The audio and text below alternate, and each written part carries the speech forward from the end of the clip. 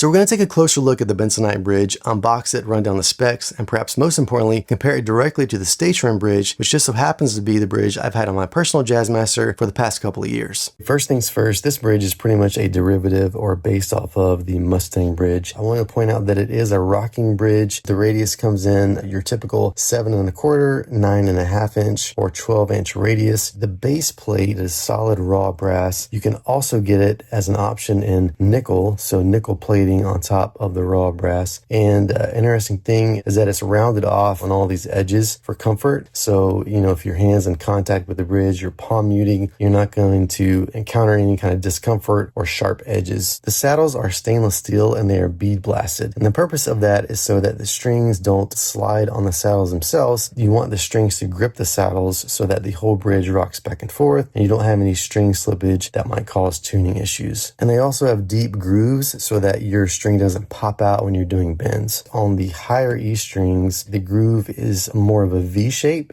so that there's less chance of it sliding out or slipping. Just the unwound strings, there's more of a V cut. And then on the lower strings, the wound string, there's still a U cut. It just makes it a better fit for each individual string. And then also on the low E string, whereas before you might not get the far a travel as you want back towards the end of the guitar. Kendall has addressed that. He's kind of cut this at an angle so that it can fit better into the edge of the plate. And he's also, I think, made the spring a little bit shorter so that there's more travel there. So let's talk about the post a little bit. Now these Allen wrenches, these are for the soft tip screws that lock the bridge onto the post. And then this one, you can adjust the height of your bridge up and down using these. The string spacing on this Bensonite bridge is 52 millimeters, which is kind of the preferred string spacing. And that is so that your string spacing is not too wide where your strings might slip off the edges of the fretboard. Also, the post spacing is 73 millimeters, and that is of course typical for pretty much all Jazzmasters and Jaguars.